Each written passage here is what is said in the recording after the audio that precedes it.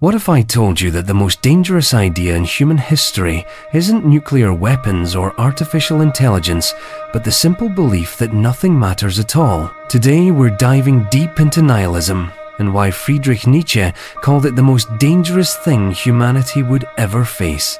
By the end of this video, you'll understand how this single idea has shaped everything from art to politics to your daily decisions, and why one German philosopher thought it could either destroy us or make us stronger than we've ever been. Let me paint you a picture. It's 1882 and a wild-haired German philosopher is sitting in his cramped apartment, scribbling words that would shake the world. Friedrich Nietzsche just wrote 4 words that would haunt humanity for centuries. God is dead. But here's the thing most people miss. Nietzsche wasn't celebrating, he was terrified. See, Nietzsche saw something coming that most people couldn't. He looked at the world around him and realized that all the things people used to believe in were cracking. Religion, morality, tradition, meaning itself.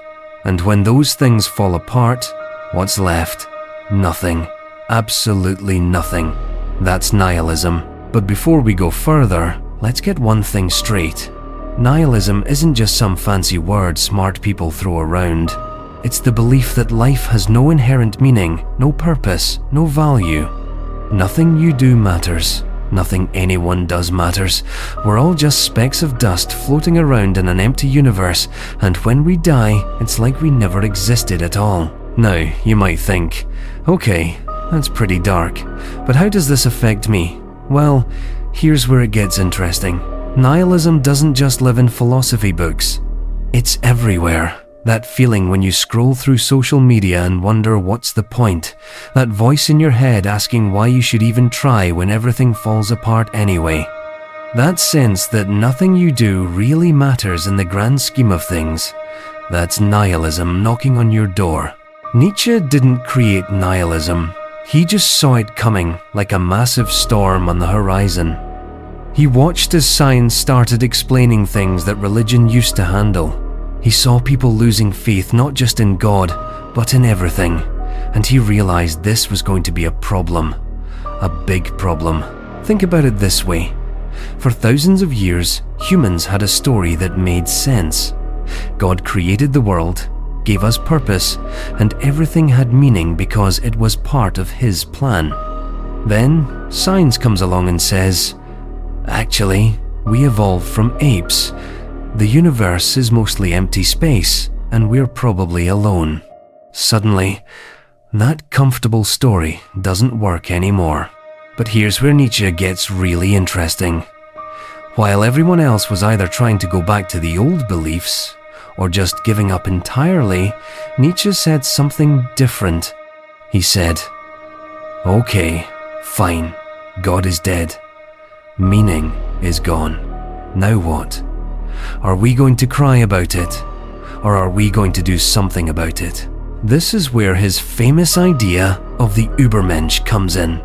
And no, before you ask, this has nothing to do with Superman, even though that's where the comic book character got his name. The Übermensch, or Overman, was Nietzsche's answer to nihilism. He said that once we accept that there's no God giving us meaning, we have to create our own meaning. We have to become our own gods. But creating your own meaning isn't easy. It's actually the hardest thing a human can do. Because when everything is meaningless, how do you choose what to make meaningful? When there are no rules written in the sky, how do you decide what rules to follow? This is what Nietzsche called the great weight of freedom. Let me tell you about a study that shows how real this problem is. Psychologist Viktor Frankl, who survived the concentration camps, spent years studying what he called existential vacuum. He found that more and more people in modern society were suffering from what he called Sunday neurosis. That's the feeling of emptiness that hits you when you have nothing to do and nowhere to be. When you're forced to confront the question of what your life is actually for. Frankl discovered that people could survive almost anything, even the worst horrors imaginable, as long as they had meaning. But take away that meaning, and people fall apart.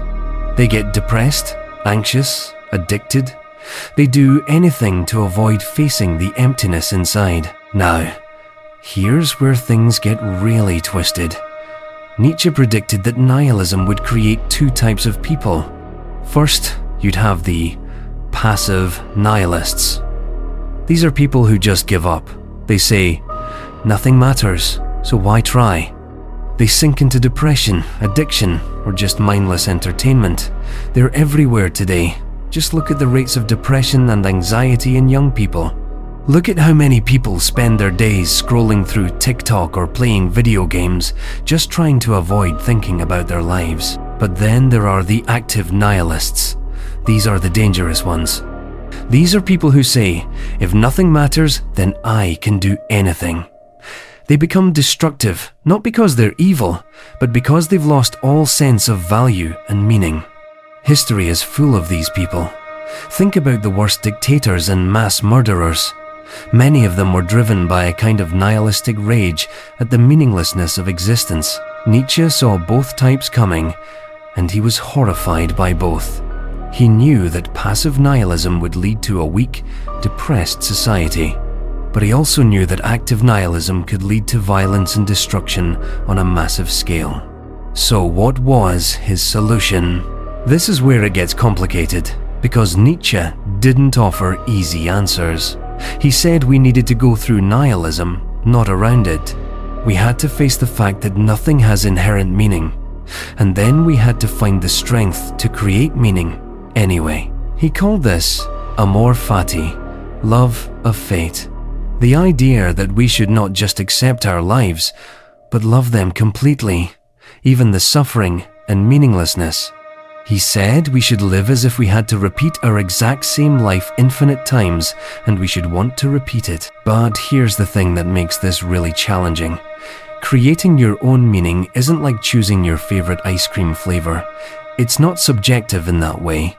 Nietzsche believed there were better and worse ways to create meaning. Some ways made you stronger, more creative, more alive.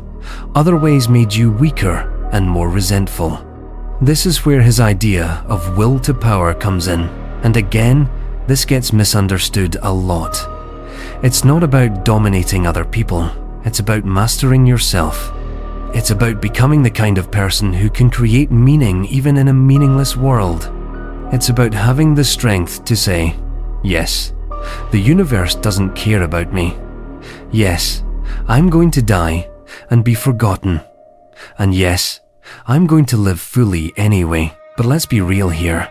This is incredibly hard to do. Most people, when they really face the meaninglessness of existence, don't become Übermenschen. They become depressed or destructive or just numb.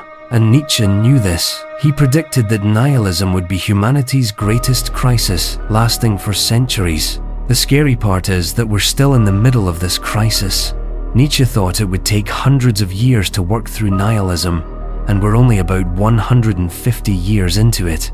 We are still figuring out how to live in a world without God, without absolute meaning, without the comfort of thinking the universe cares about us. Some try to replace God with science or politics or social causes.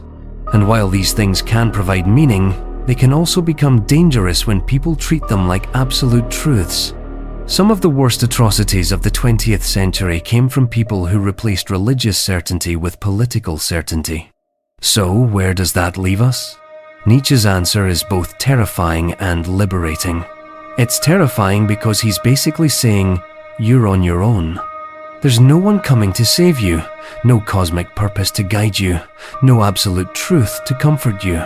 But it's liberating because he's also saying, you get to choose. You get to create.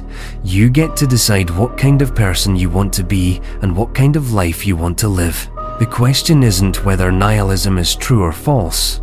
The question is what you're going to do about it. Are you going to be crushed by the weight of meaninglessness? Or are you going to use that weight to build strength? Are you going to retreat into comfortable illusions?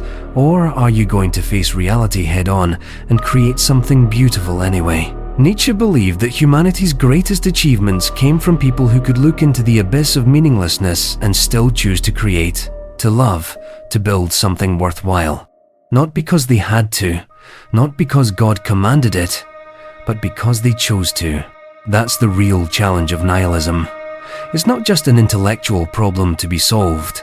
It's a test of what you're made of.